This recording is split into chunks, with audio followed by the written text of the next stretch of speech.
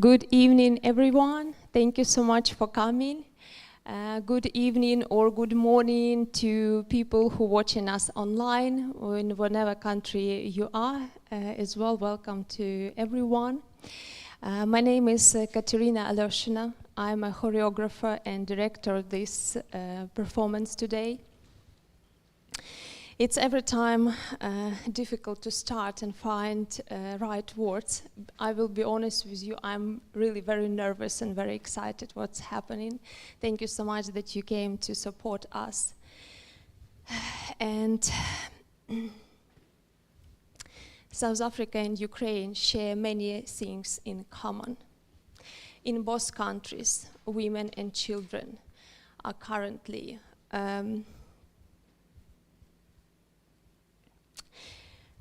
the least protected. Both countries have chosen to give up nuclear weapon for safer planet. Both countries are global exports of wheat and agriculture products that prevent humanitarian crisis. And unfortunately tomorrow, 25th of February, marks as 1 year of Russian war against Ukraine. And you know, the most important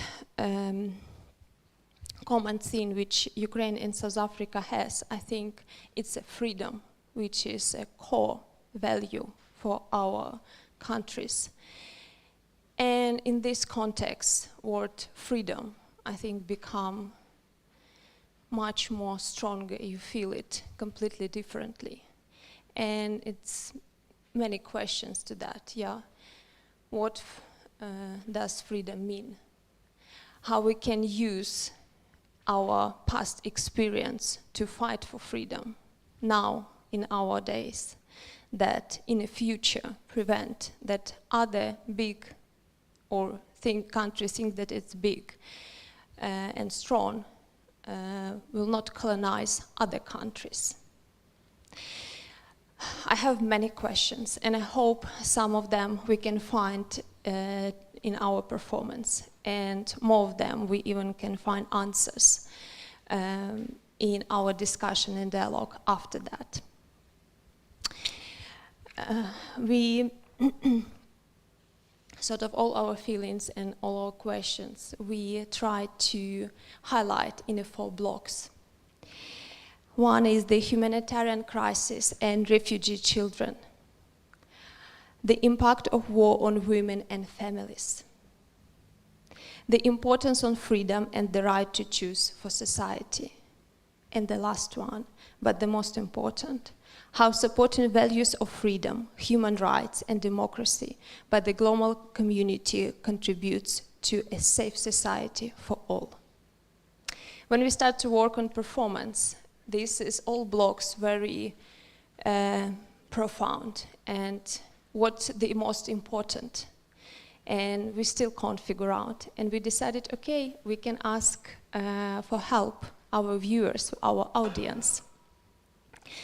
And we use modern technology to help us to vote and also to hear your opinion. How do you think, what is the important for you or for our society, for South Africa and for Ukraine and so for world globally? That's why we try to keep it simple as possible, but we need to take our cell phones and our programs. And on the program you have a QR code.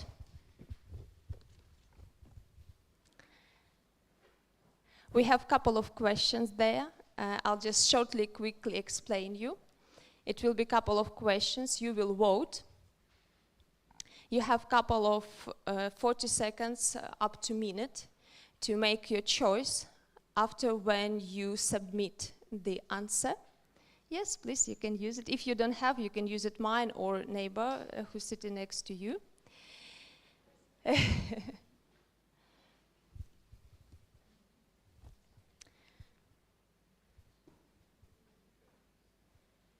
Basically what we do, we see question, choose one of the options, submit it, and we go to other question. And it will be the structure of our performance today. Dancers don't know what will be first, what will be second. It's up to you now. Please scan the code. It shows you the sign up page. You can create your own login and password, or sign up with a Google account if you can. If anybody needs assistance or help, just raise your hand or ask. I hope it will be very easy.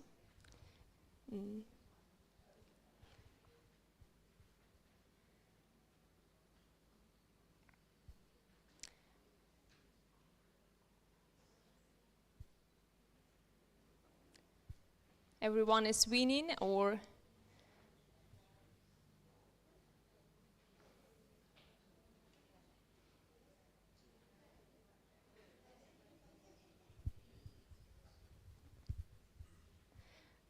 When you sign up, you will see the picture, we stand for freedom. You can click on it.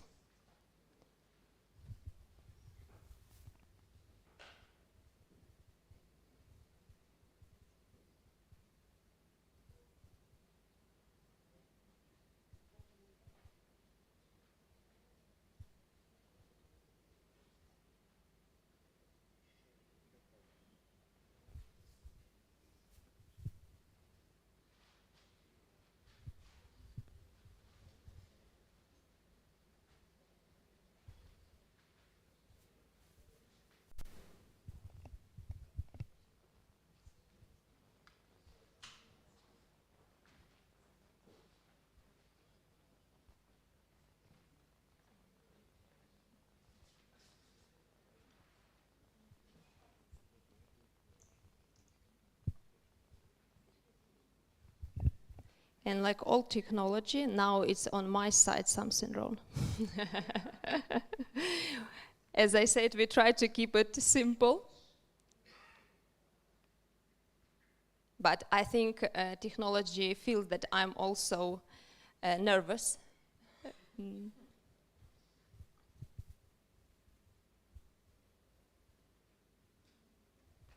Everyone can see button start.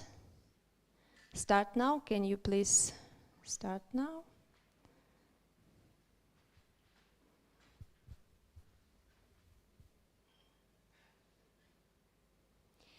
And first we will have test question to see that everyone is,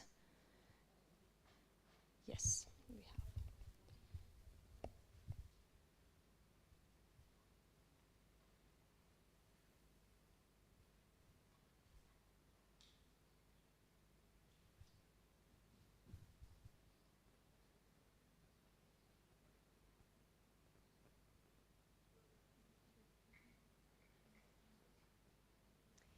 Okay, you should see which device will you use to vote. Everyone can see this question? Please choose one and remember to press confirm.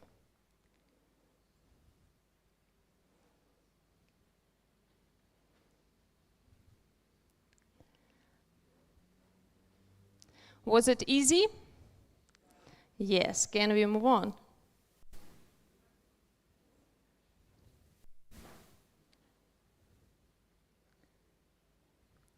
Okay, our next question, where should all begin?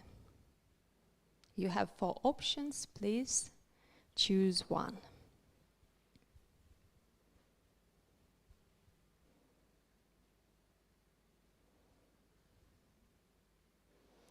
Oh, nice. I like when it's changing colors.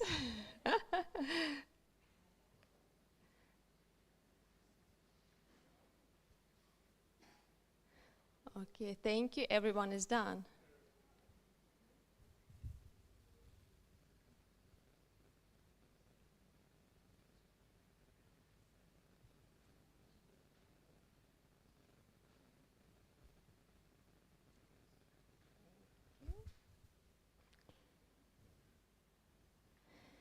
Thank you. We are moving to the next one.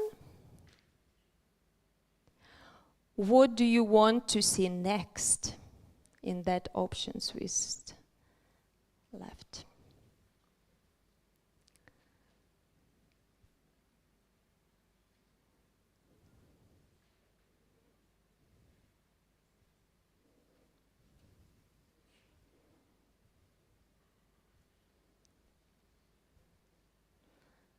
Looks like here it's faster voting going.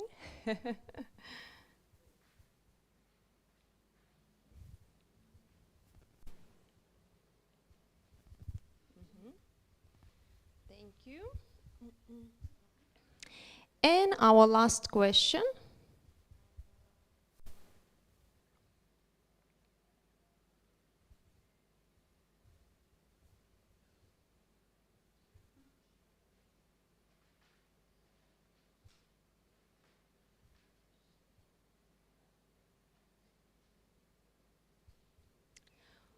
What should be last one?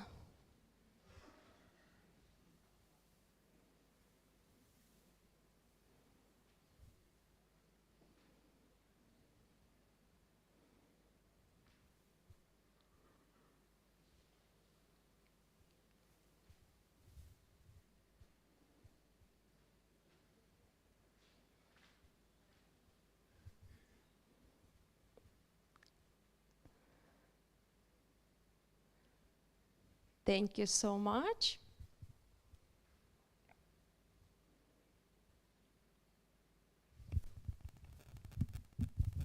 Thank you. Enjoy the watching.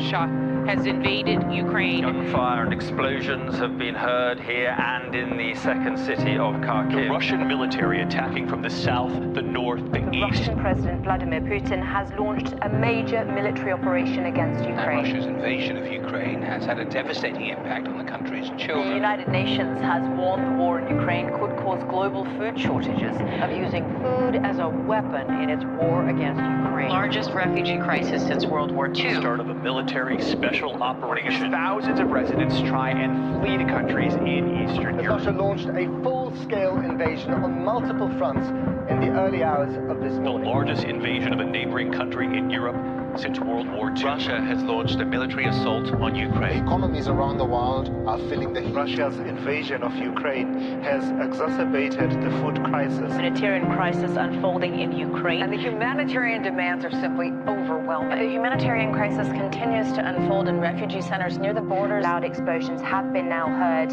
in Ukraine. And lots of 2/3 of all children in the country have been displaced. Explosions were heard on the outskirts of Kiev, Kharkiv, Odessa, and other cities across Ukraine.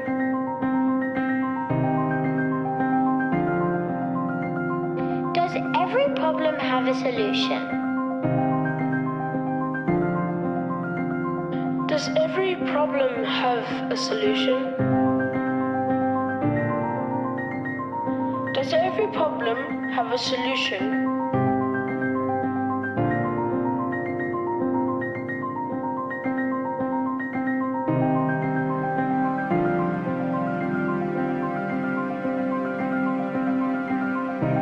Should the truth be known about those whose lives and freedoms were oppressed?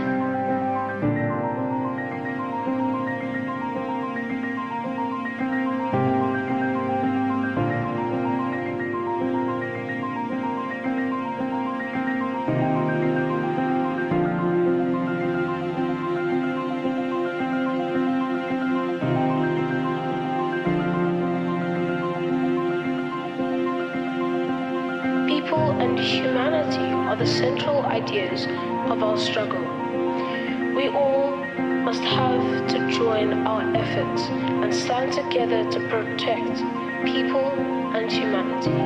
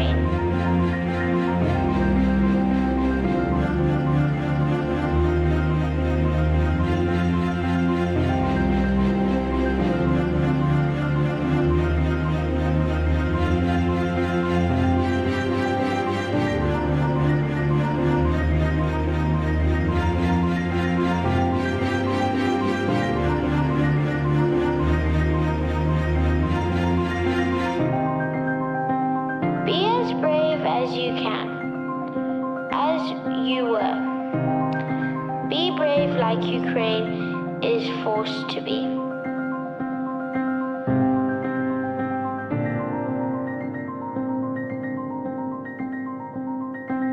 Every problem has a solution.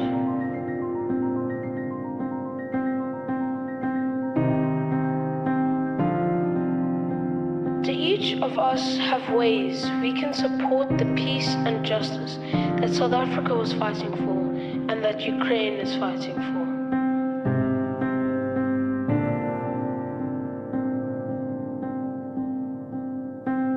Every problem has a solution.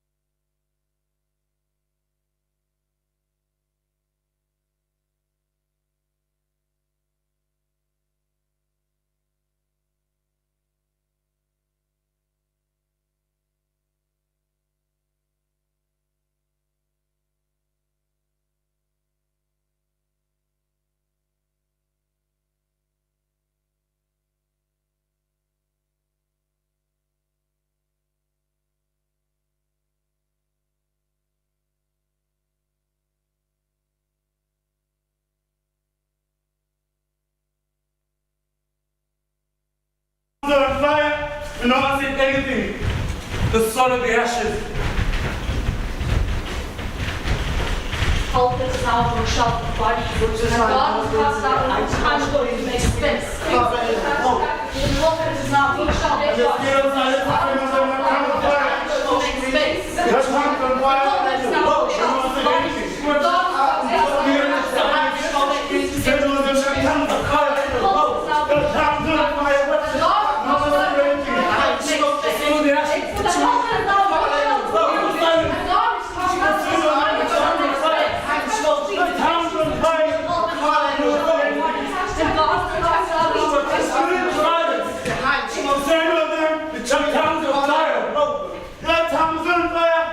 and no one said anything. The soul of the ashes.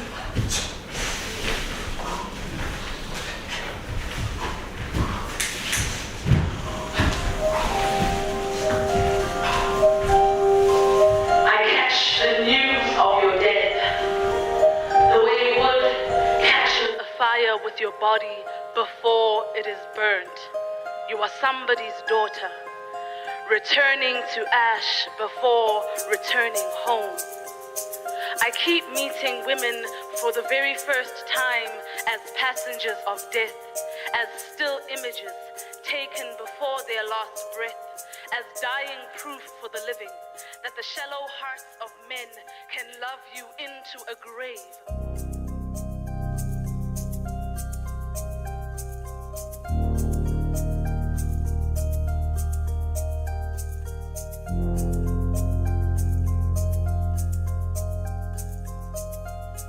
Thanks for the hashtag, but there's no time to tweet.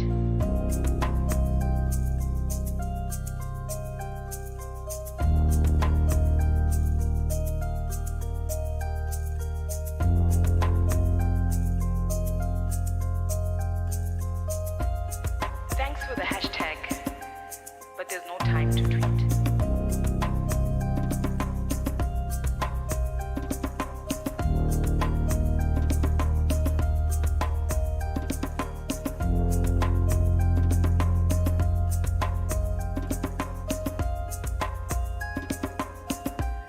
There's no time to tweet.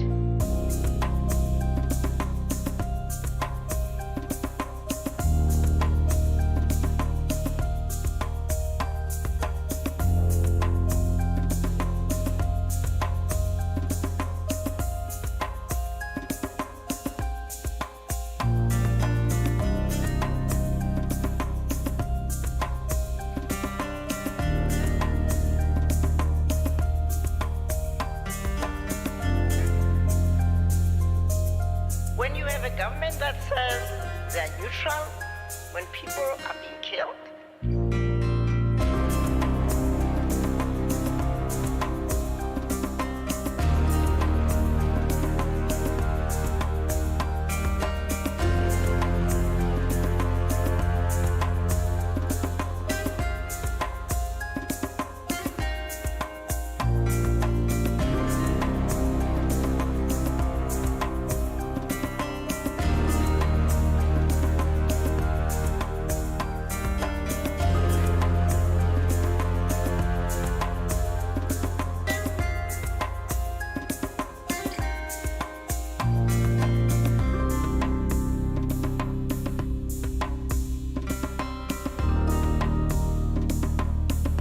whenever you hear about the new level of atrocities that Ukrainian women are enduring from the Russian soldiers, I think I and Eliza and probably so many others are thinking, it could have been me. I could be next.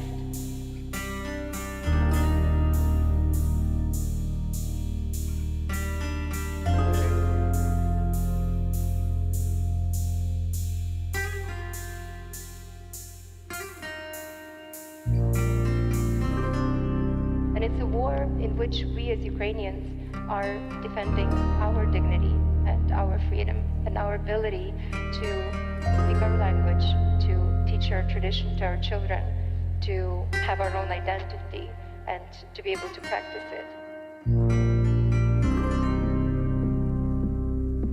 That to us, our freedom is more important than our lives.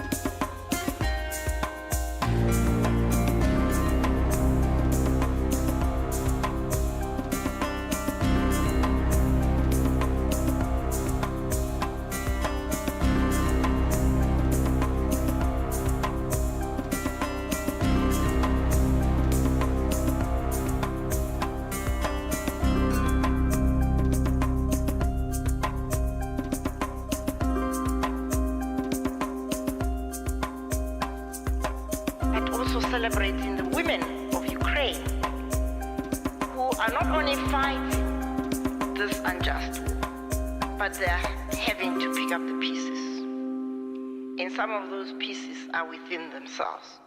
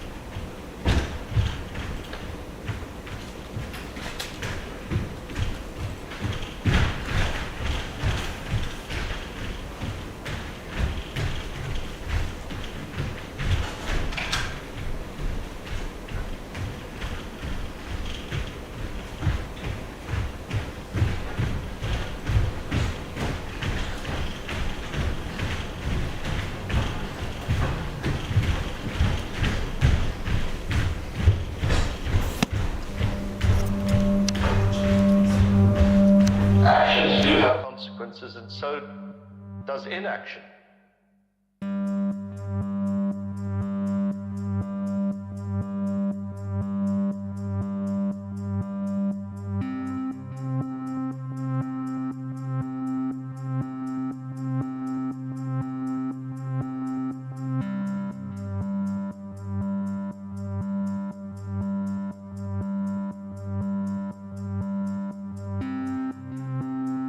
We are in a world today, without being too unkind, which suffers from a sort of global ADD.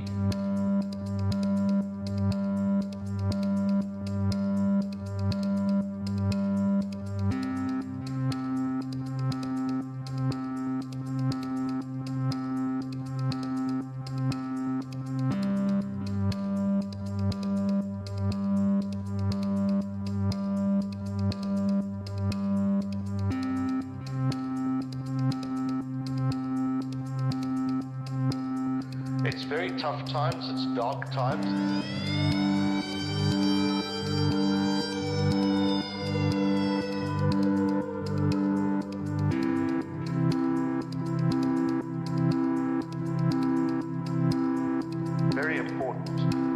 remain focused.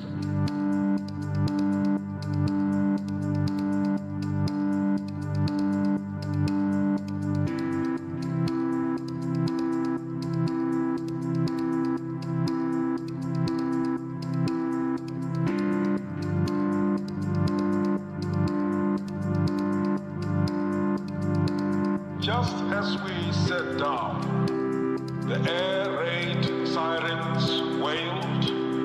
Don't worry, said the mayor.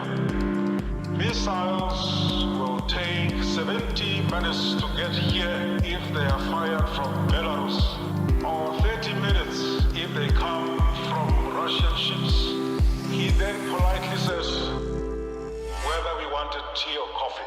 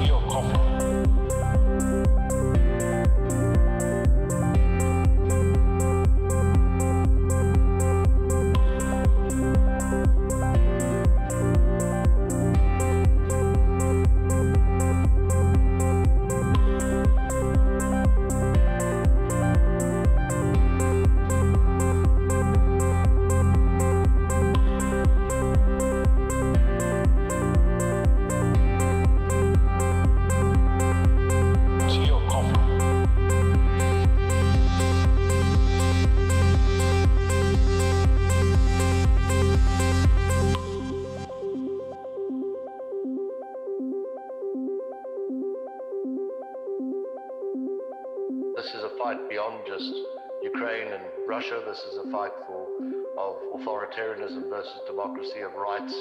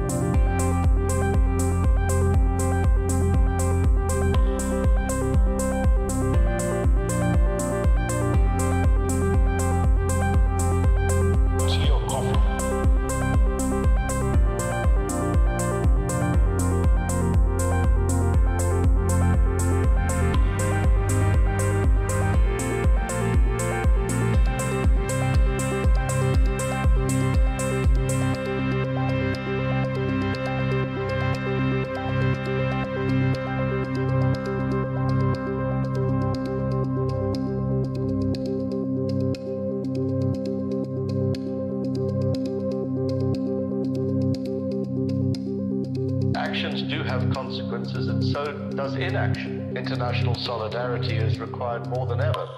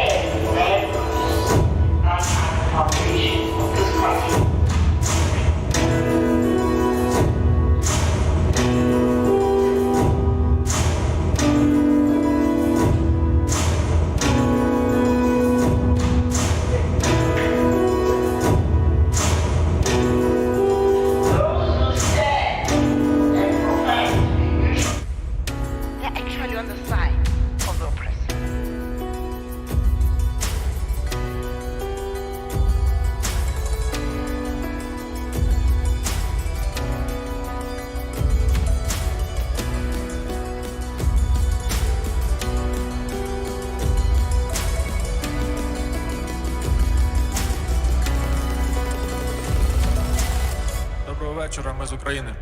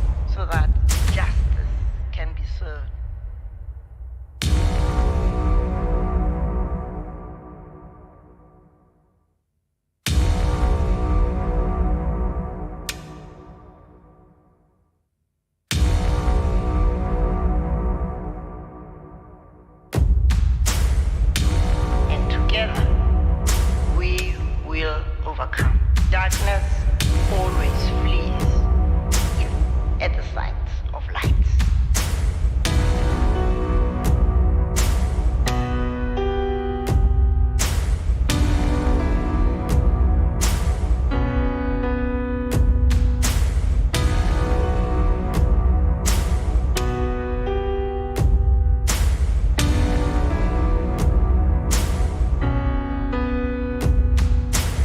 Доброго вечора, ми з України.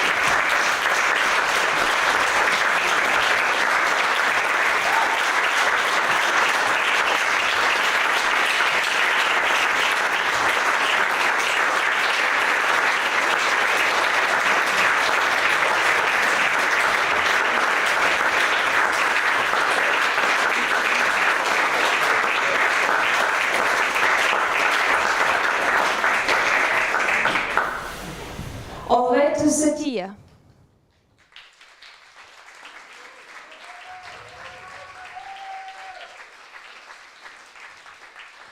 Bianca Schulz.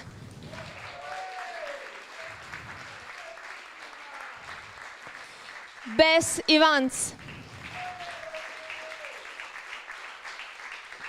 Oker Prince. Our beautiful dancers.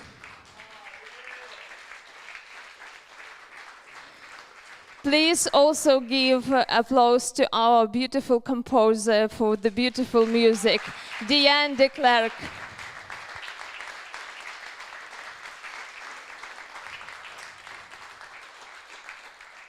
I also would like to say thank you for the beautiful costumes, Natalia Klimenko, and for our decorations, Alexei Kovalenko.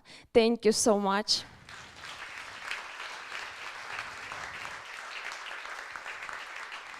And big thanks to our South African Ukrainian community who actually behind all of this project. It's not just who now on a stage and you see faces.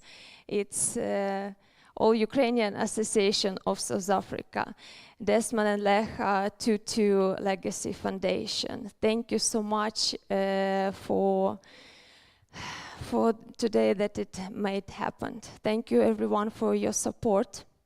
Please give applause to our artist and yeah.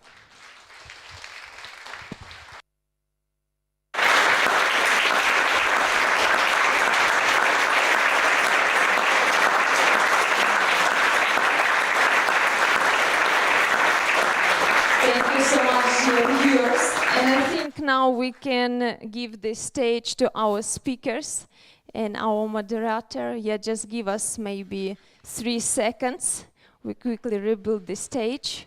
And can I invite moderator and speakers on the stage?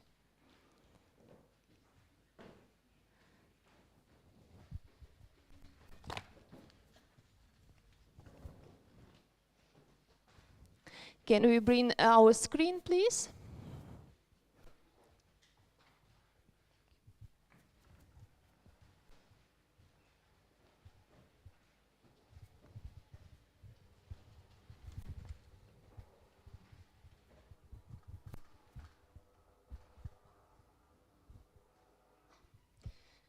I basically do what I did for the last 2 weeks, just, you know, fixing everyone. So thank you.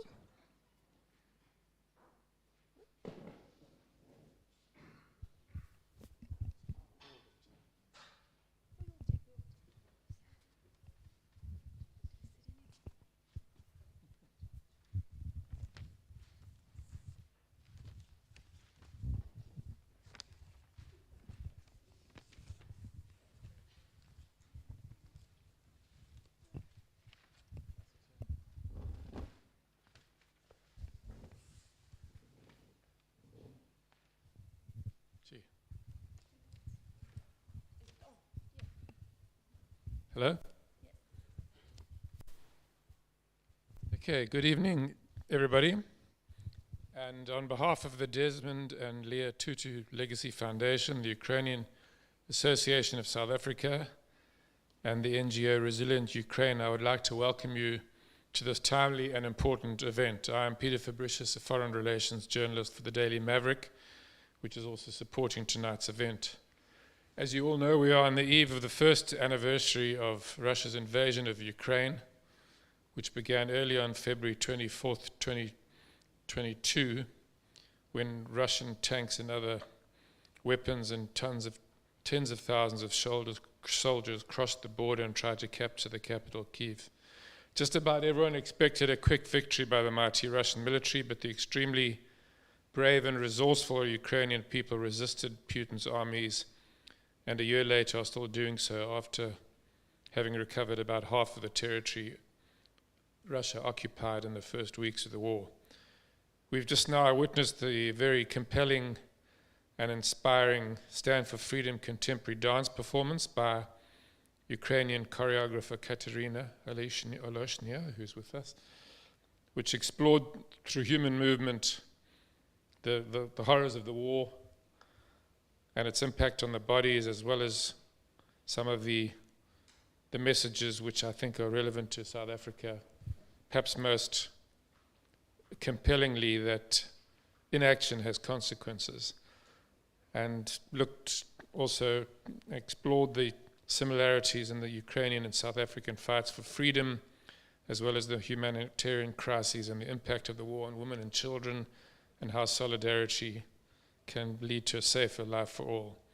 I would now like to moderate a discussion which will examine some of these same themes and others in words. Our panelists will be Katarina Oloshnia, who's also the president of the Ukrainian Association of South Africa, which has been articulating the protests of Ukrainians in this country against the war so vocally and so articulately. We have Professor Tim Mariti, head of the Peacebuilding Interventions unit at the Institute for Justice and Reconciliation, which grew out of South Africa's renowned Truth and Reconciliation Commission. We have with us also Phumi Mhlapo, Chief Operating Officer of the Desmond and Leah Tutu Legacy Foundation, which preserves the spirit of the late beloved Arch, who was the conscience of this nation. And we have Finka Kashur, also representative of the Ukrainian Association of South Africa. I'd like now to ask each one of the speakers to make some opening remarks on the themes of tonight's discussion, perhaps starting with you, Finka. Thanks. Also, thank you for everybody who is with us today, but also throughout this year.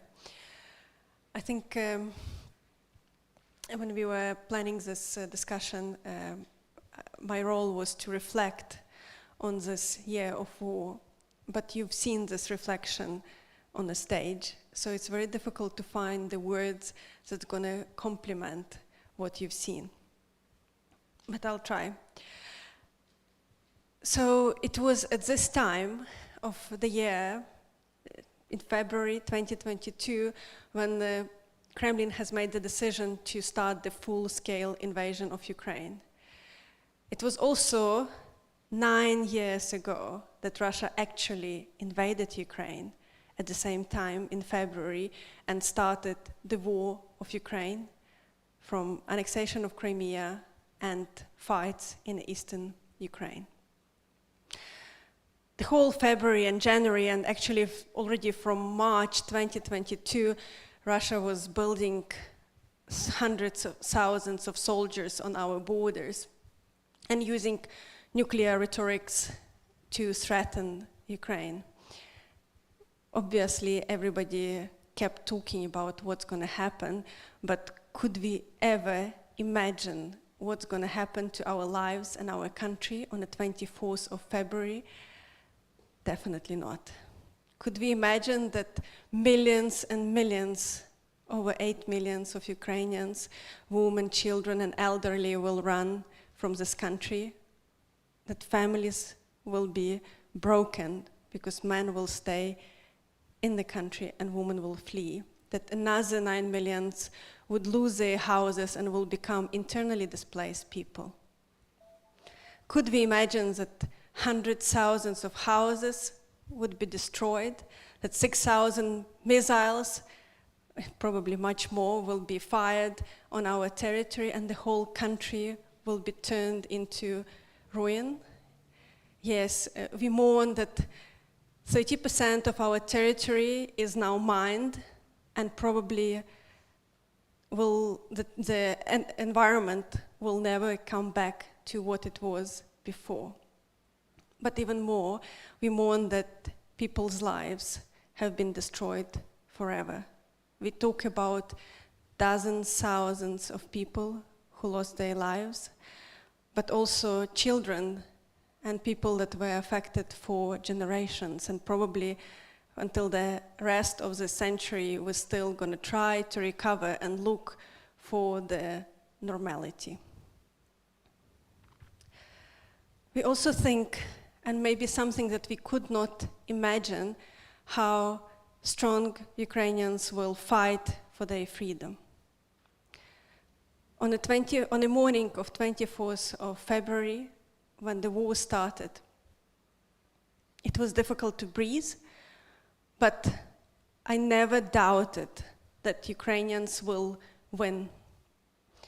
We've seen farmers who use their tractors to go against tanks.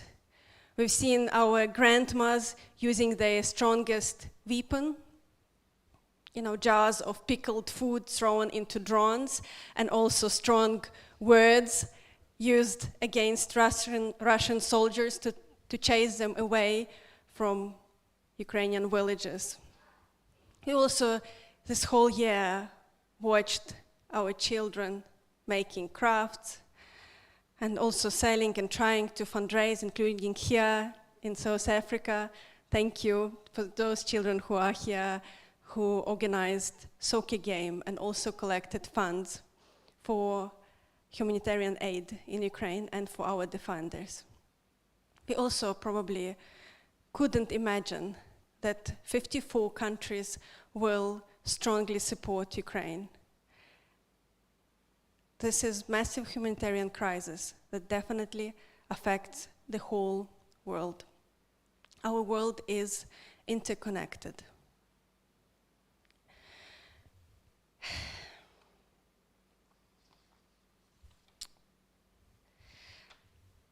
So that strong fight of all Ukrainians and also of all the supporters of Ukraine, of you, helped to deoccupy large territories of Ukraine. Military forces were chased from Kiev region, from Odessa region, from Zaporizhia region, not completely, but they are retreating from Kharkiv, from Kherson. And we know that Ukrainians will chase the occupiers from their territory.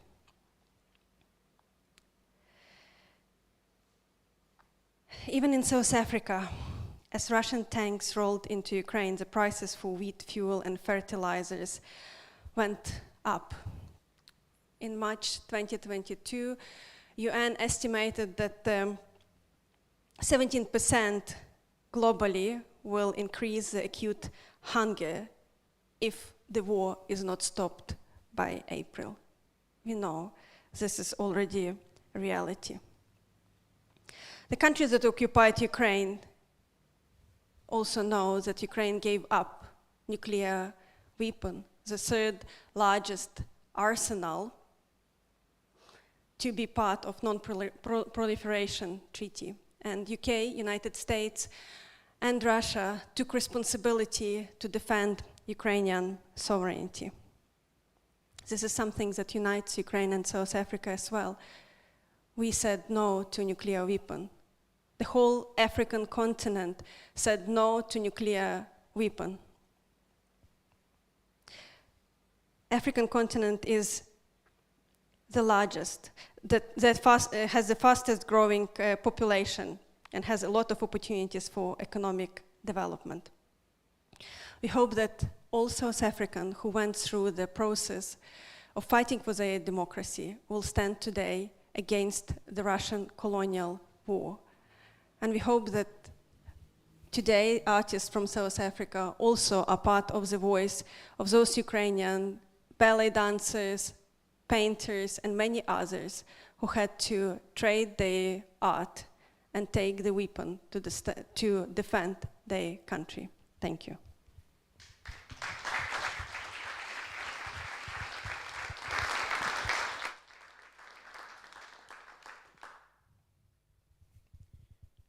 Hi, my name is Pumi Nhlapo. I'm from the Desmond and Leah Tutu Legacy Foundation.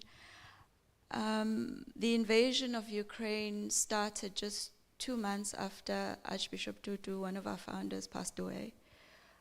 Our foundation was amongst the first to put out a statement condemning the war. Some felt that maybe we had jumped the gun by doing that on day one.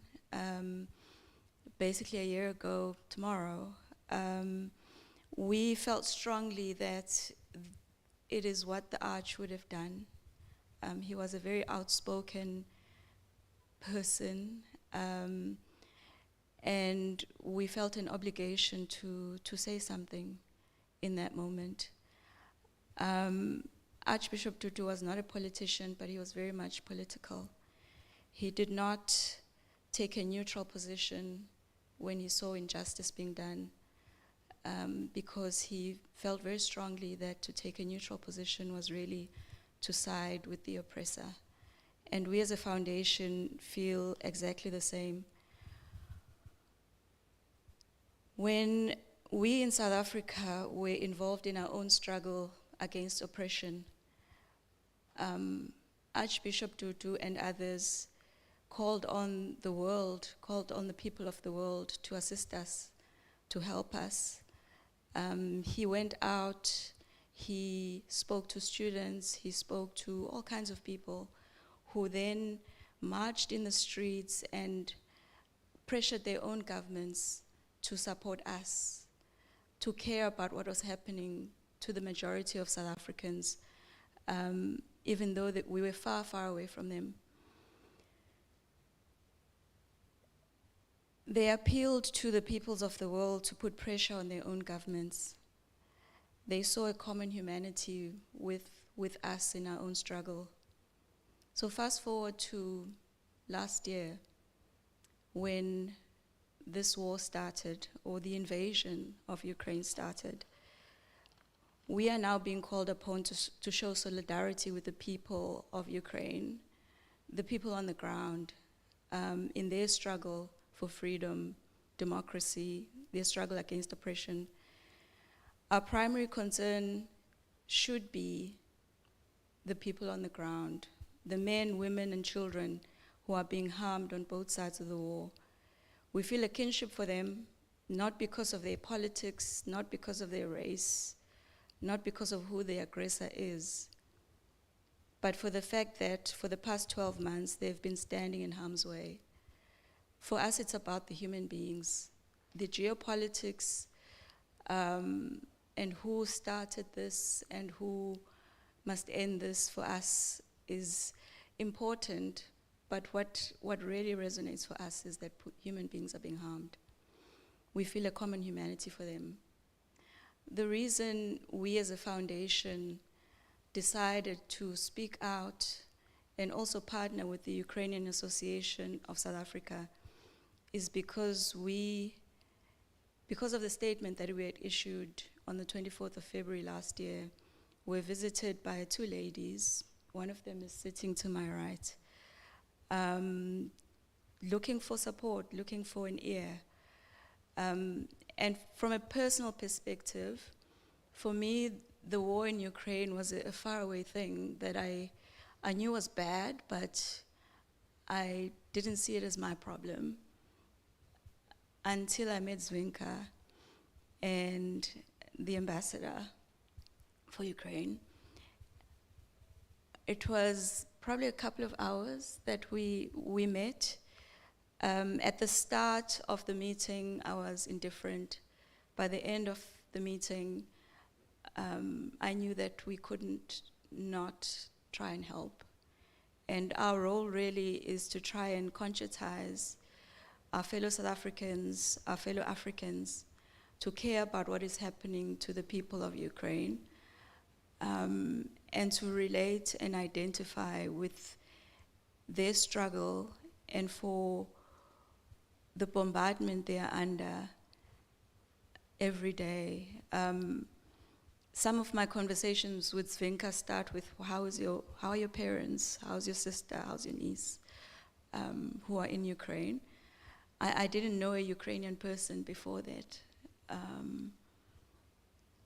I think just from a basic human level, we should care about other people getting killed. Whatever your politics, whatever your history, whatever, are they Europeans, are they Africans, are they Asians? People are being harmed, and therefore we should speak out against it and try and do something about it. what I started by saying is that the Arch appealed to the people of other countries to assist us as South Africans.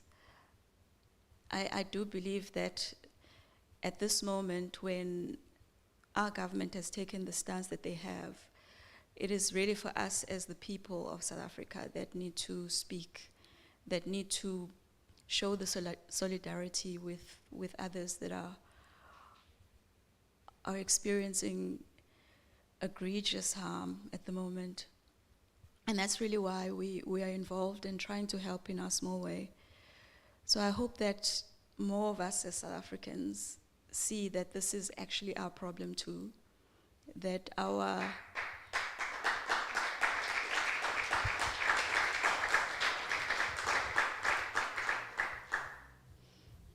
humanity is bound up with everybody on the planet that suffers. For me, it's that simple. I'm not very political myself, but I care about human beings, and I wish that more of us would do the same.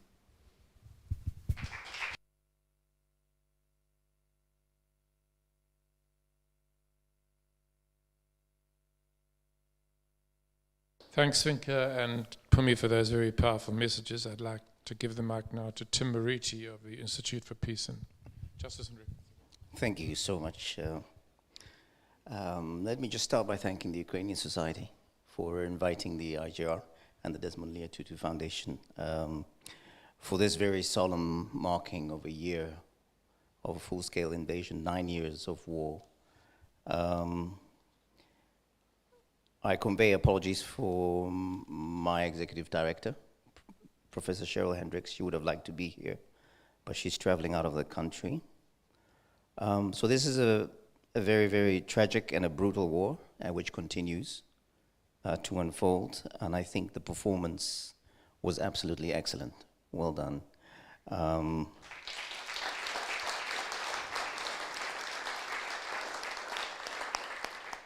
Very moving, very emotional, very powerful. I didn't know what to expect, but I found myself getting drawn in to the stage and those innermost sentiments of those people who are the Ukrainian people, who are facing the war on a daily basis, enduring the oppression and the brutality. It came through, and also, I think for me as a father of a 10-year-old daughter, I really cannot imagine the terrible toil that is that this conflict is having on young children in Ukraine.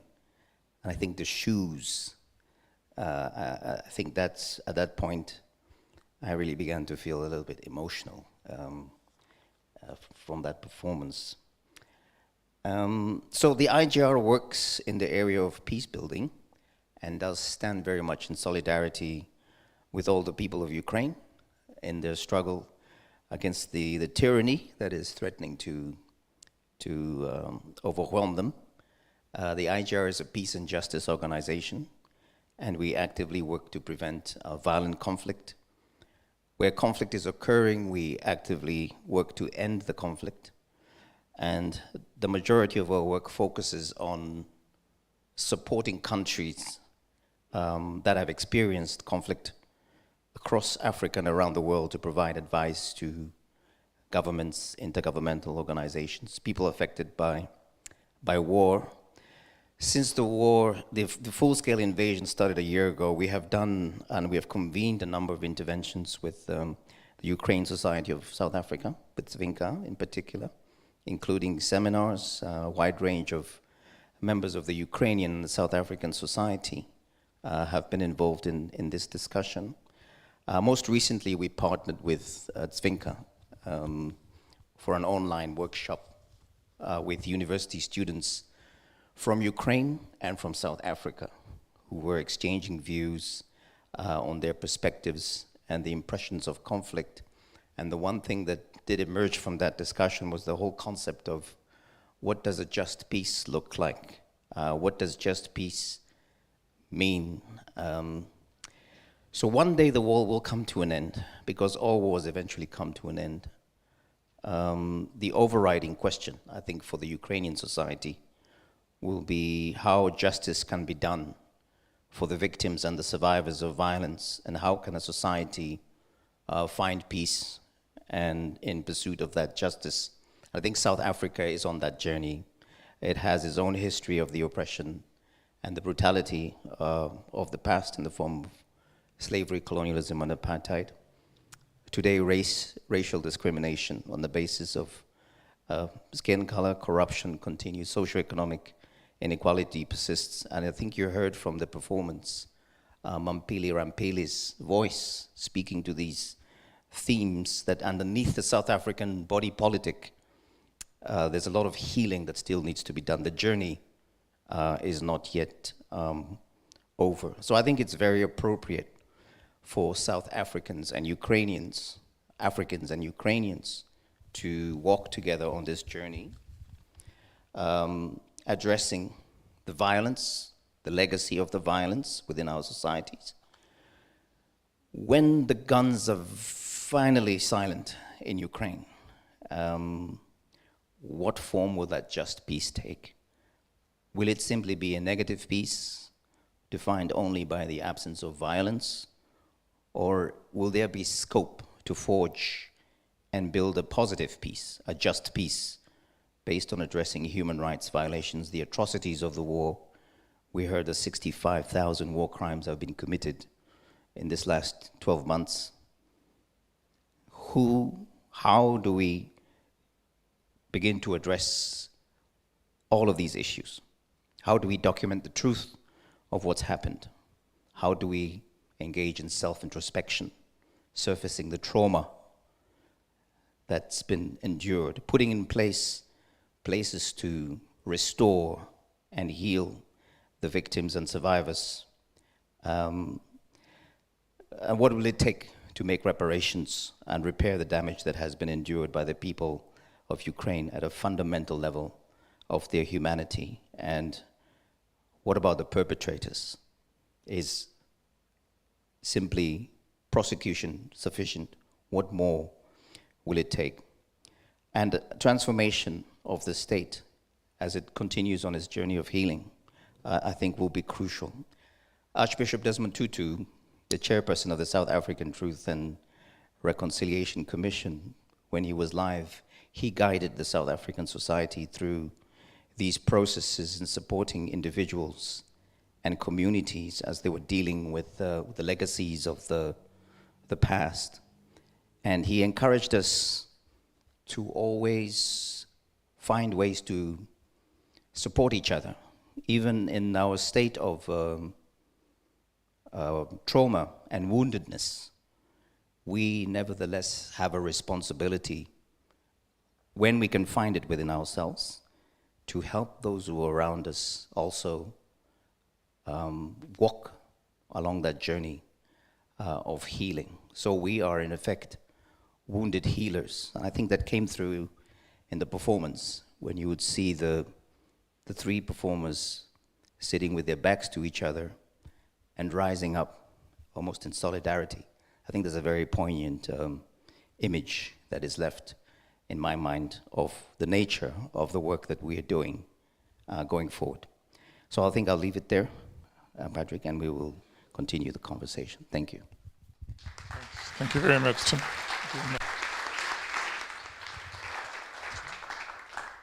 Would you like to speak? I think we can go maybe for more live discussion, yes. Okay. To you, Devinka, may I put the question?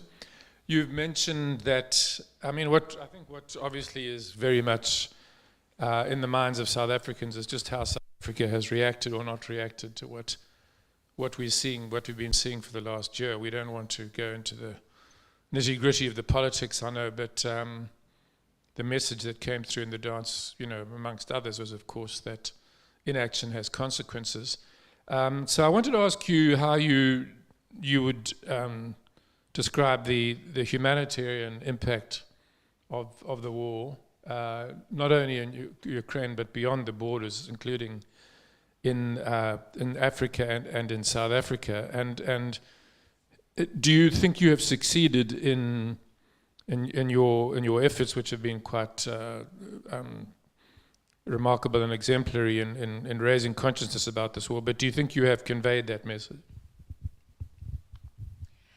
Thanks. I think I should start from actually thanking all South Africans, because we know that more than 60% of South African population are standing with Ukraine. And we not only know that from survey, but we also know it from our humanitarian work with the Gift of the Givers Foundation, where thousands and thousands of South Africans have supported this humanitarian aid. And we are very proud to say that over 1 million people in Ukraine were helped. Yes, not maybe.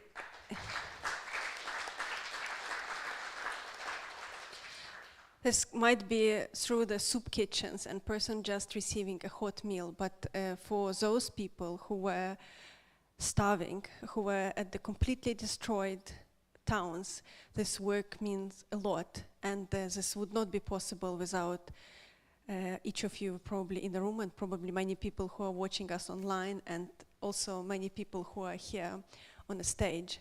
So yes, we know that South Africans are standing today with Ukraine because it's in each human interest. If international law doesn't work, and we know that a stronger country can easily take over a smaller country, our world is going to get unsafer. We already witness that countries are spending their money not on the sustainable development goals, on overcoming climate change and hunger. They are investing in their military equipment. So every time that we choose to spend money not on recovering our electrical system or managing the poverty, but rather investing in money on weapons, we are moving further from international safety on this planet. I think there are multiple processes that affect African continent, and financial instability caused by Russian invasion is one of them. I think around the world there is a question: can the world really exist if international law is not working? And I think South African knows very well what does it feel to fight for freedom, what does it feel to fight for justice, and they are with Ukrainians today on that.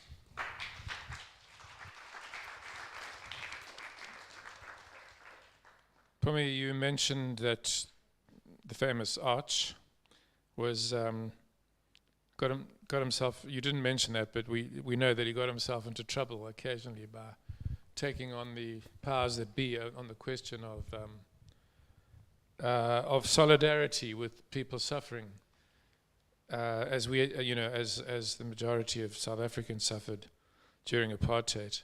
I want to know, how do you think that what should South Africans be doing to show their sympathy with Ukraine?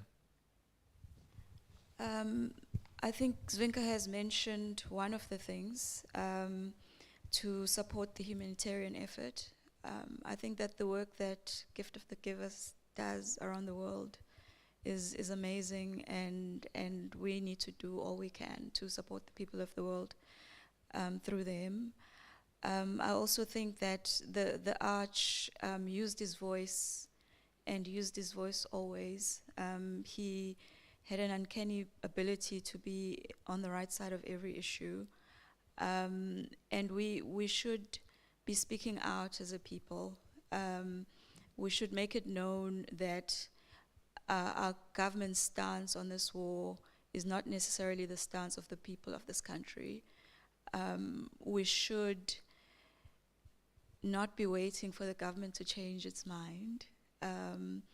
But there is a lot of forums out there. There's a lot of people that are speaking out about this, and we should not be shy to join them. So for me, it's at a personal level. We should all be doing what we can and not just complaining about the politicians not doing what we think they should be doing.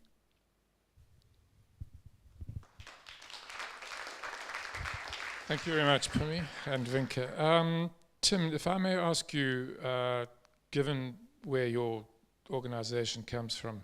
What we have seen in Ukraine, as you touched on, is extraordinary and shocking amount of crimes against humanity, war crimes, with a particularly harsh impact on women and families, as I think the dance was trying to convey, and children. Women have been raped. Many Ukrainian children have been forcibly abducted and removed to Russia in what is really a massive act of ethnic cleansing and a war crime. How should the international community react to this? What are the possibilities of any kind of justice, given the fact that it would basically take the world to topple Russia before you could actually bring anybody or any significant number of these perpetrators to justice? Yeah, that's a tough question. I think the important thing is that the atrocities are being documented. We know that there are at least 65,000 war crimes. So even if we cannot pursue justice through the international criminal tribunals at this point in time, eventually, and I can give you evidence of cases that have been prosecuted 30 years after the fact, eventually the perpetrators will have to face some form of justice. The special prosecutor, the chief prosecutor of the International Criminal Court has been to Ukraine. The Ukrainian government itself is also collecting the evidence. The United Nations Security Council is very much aware of the details. They have their own records of what's going on. You will see it in your program, the list of the atrocities also that have been committed, the number of people that have been affected.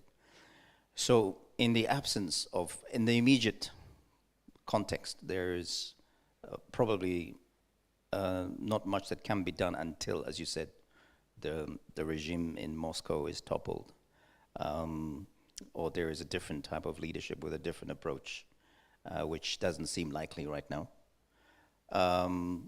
But there's a lot that can be done to raise awareness about the nature of these crimes. There's a document called the Rome Statute establishing the International Criminal Court, which everyone can access, which actually lists the different crimes that are currently happening as we speak in Ukraine. So I think that is one form of justice. The other form of justice is the one that seeks to restore the dignity of the human being. And that's a different type of a process where the truth of what happened is surfaced with the perpetrators right in front of you, which is a very difficult thing to do. We did it in South Africa through the South African Truth and Reconciliation Commission. I wouldn't be the person to advise the Ukrainians how they're going to deal with that, with the crisis, the crimes that have been committed, the different violations, but it's not impossible to conceptualize a Ukrainian Truth and Justice Commission, for example. And the perpetrators that are prepared to come forward, which will be a very powerful thing, can go through that process and seek some form of, definitely there will be accountability for what they've done, and seek some form of redress, provide redress to the victims and the survivors. So it's quite complex, but those are some of the ideas that I can put on the table. Thank you.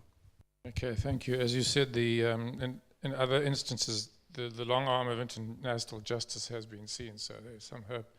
I think we'll open it to the floor. If, can't really see you out there, but if any questions from the floor? If anybody wants to ask any questions or maybe share your comments, feedbacks, please. What, I will be walking microphone, yes?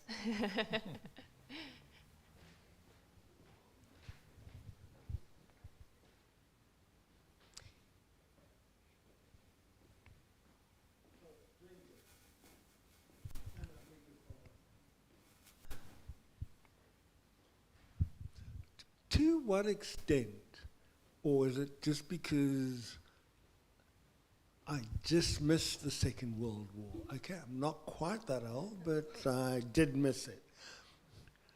But is everybody else unaware of the fact that you're fighting for our freedom, or are we just happy to let you get on with it?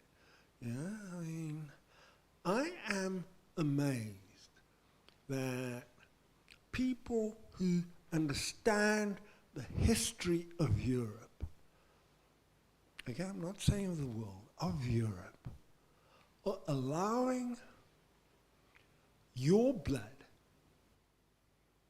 to be shed on our behalf. And I don't know how many Ukrainians are Christians, but you know, I mean, the one Christian who's supposed to shed blood isn't there at the moment. I have a real issue in that democracy lives or survives at the borders of Ukraine. And we're treating it as a Sunday afternoon picnic.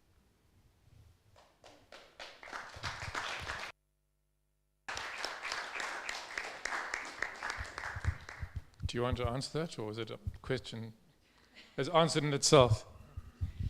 I think, first of all, thank you, Trevor, for that comment and for that question. And I think many South Africans are continuing this fight. And also, you know, the Museum of Desmond and Leah Tutu Foundation, I don't know if everyone of you been there, but this is also a source of inspiration for us. Yes, South Africa was inspiration for Ukrainian political prisoners during time of Soviet Union. Lots of people were praising Mandela and saw that they are not the only one in the prisons, that there is also Nelson Mandela and many other people who are prosecuted, that South Africans are fighting for their freedom. And Ukrainians were inspired by this fight. I think probably through our interconnectedness, South Africans are also inspired today. It just may be a little bit delayed in time. I know that South Africans hold freedom in the heart of their society and will be already shown multiple times that they are going to fight. Lots of people lost their lives, maybe not as many as in Ukraine, but a lot of people, and each life is not, we treasure each life. So we're just really grateful to South Africans also for their support.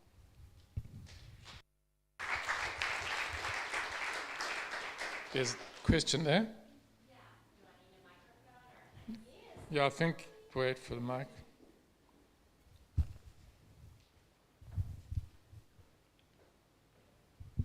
Hello, thank you. First of all, the dance performance literally brought tears to my eyes. I just thought it was so powerful.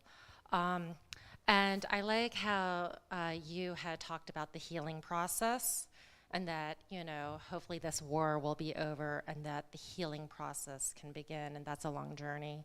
And I'm curious with the Desmond Tutu Foundation, with the Truth and